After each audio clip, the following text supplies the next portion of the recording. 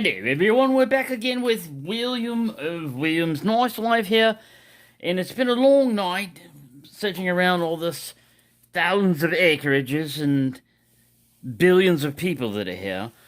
But we have managed to track him down again, and I think they're going to follow this up as a final chapter for the night because I do believe he's been imbibing in alcoholic spirits of some type or something. Anyways, I take no responsibility for what he says. Hello, Nigel. What's your last name again? Nigel. Yes, but what's your last name?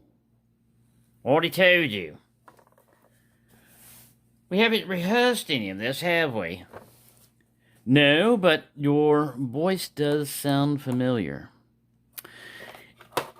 Anywho, getting back to these things right here, which are forbidden to discuss items on certain channels because you will be demonetized and all that other thing. When I built this, I was shooting competition, and like I said, I collected weapons when other people were collecting other stuff. So these are some of the guns that I had. This guy's Bofi. He likes guns. That's a 38 Colt.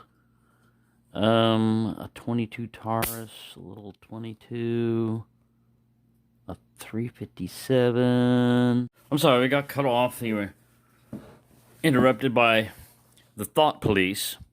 They had thought that there might be a crime happening because they read this image. Anyways, this was my grandfather's 38. That's another gun that all of these guns I regret giving up. Single shot Derringer, here's kind of like a cheesy 22, but I liked all of them. These are the semi-automatics. This was can't remember that one, but it shoots a high-powered 7.62 by, read that, 25 Tokarev. So it was a high-pressure one, almost like a 357 Magnum gun, and it was in really great shape.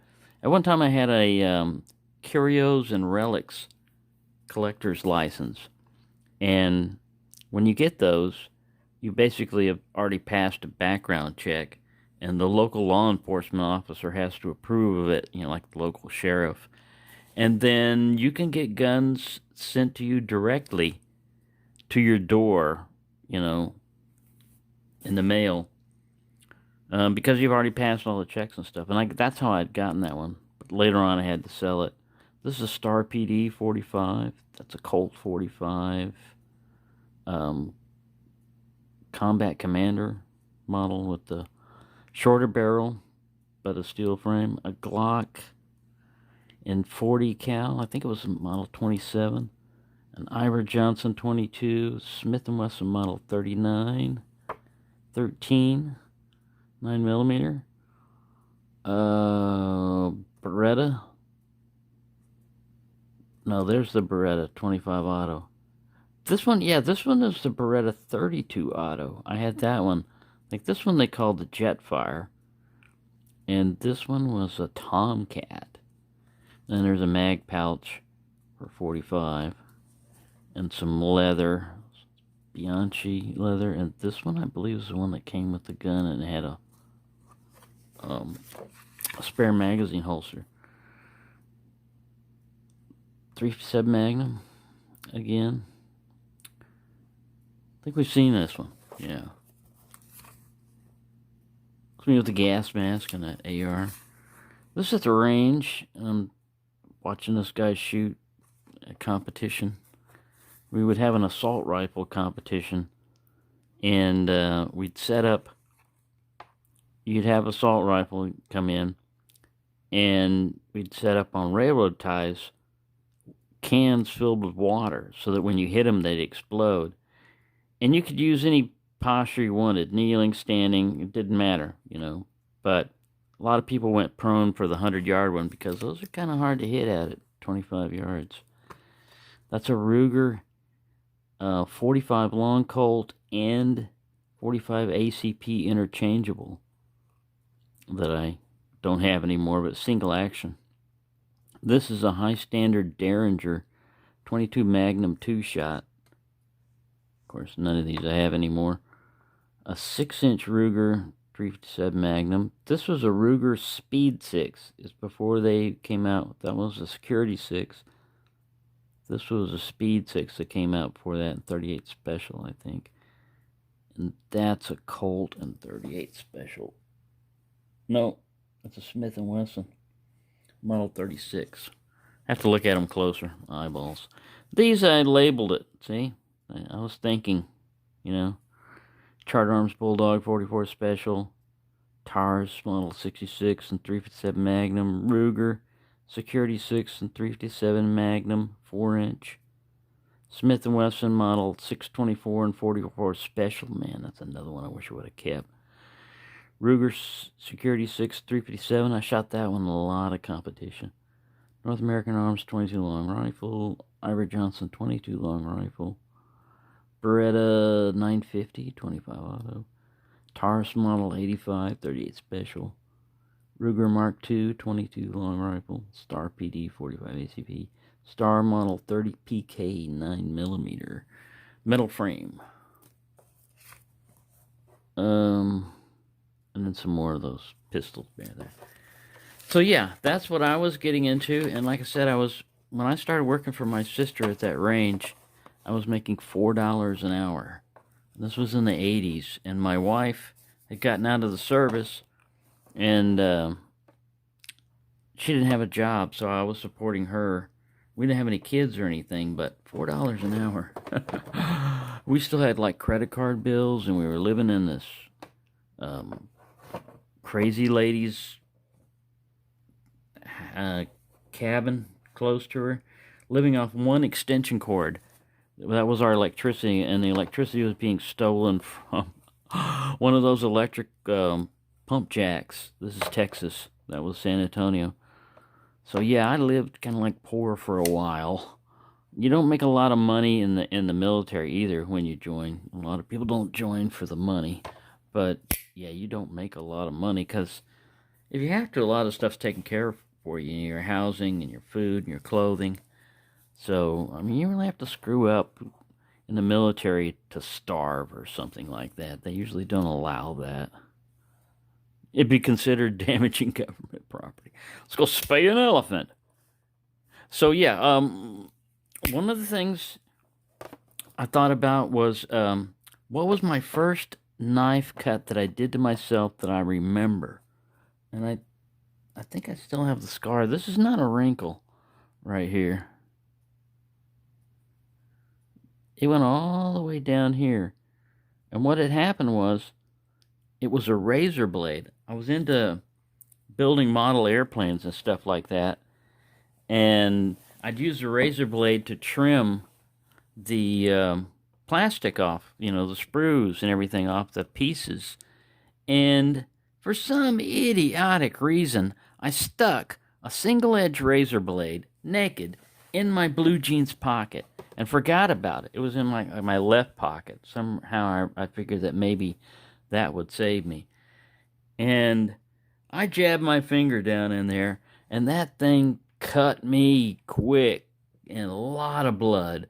And I thought, oh man, I'm going to get in trouble. I was more worried about what my parents were going to do to me.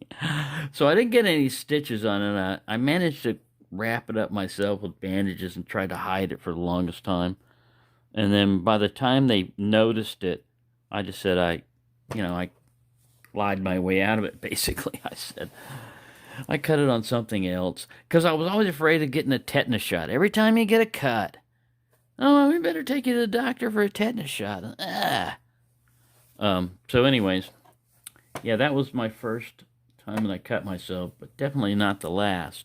And I think sometimes that's what gives knives character, like a soul or something, because even though you screwed up, the knife means something to you because partially it cut you, it drew some blood.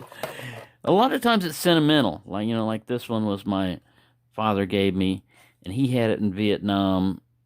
It's a 1964 Imperial, you know, called demo knife or camp knife or whatever you call it. I had one when I was in the military, but it wasn't issued to me, and I never ripped one off, and I never bought one at the BX. But yeah, and this one's not in bad shape. I mean, I had it in an ammo can in the back of my Jeep that had beans and rice, and of all things, a water bottle. You know, like one of the plastic Ozarko, plastic things, and I closed it down there. Well, of course, in the back of a Jeep, things bounce around and everything, and over time, so when I opened it up, this knife was sitting in water. I don't know how long it had been sitting in water. And there was a little bit of rust from some things. Not all of this is stainless steel. You can see a little bit of rust. And even stainless steel will still rust under certain conditions, but it didn't screw it up too bad. But anyways, that means something to me. And then Cracky is it's hiding right now, but it's kind of one of those knives that it didn't cut me, and it doesn't have a whole lot of sentimental value. But when I saw it, this is like Cracky's backup.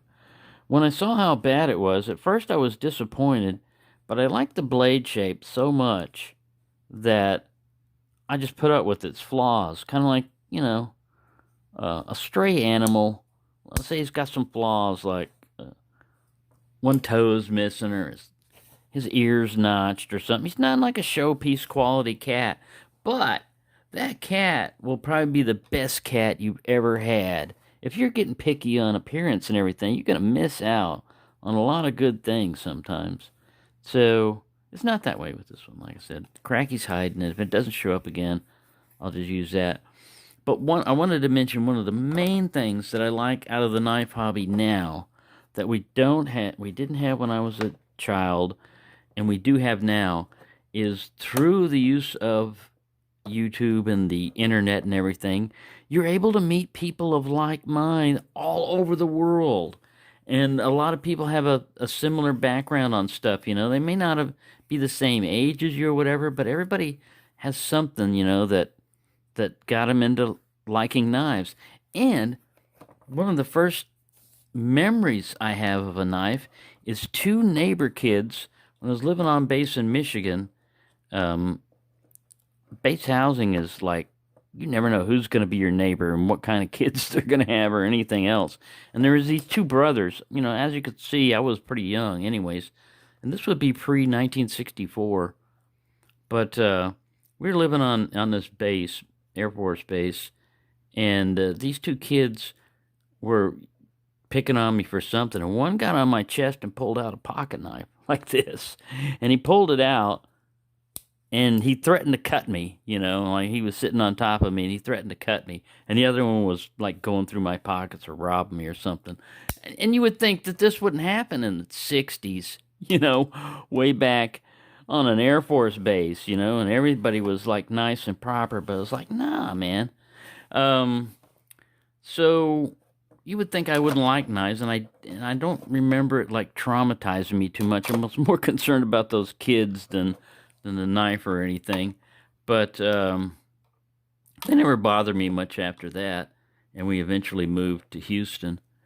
But yeah, that's some knife experiences I've had in life, and yeah, most of the knife cutting that I've ever been involved in, I've been the one that's gotten cut, and it was me that cut myself. So anyway, there you go. I gotta go off and chase down another dinosaur I met over here. And we're going to reminisce about the old days when you had to worry about saber-toothed tigers and being mauled by a T-Rex on your way home. So, thank you for watching, and have a nice day.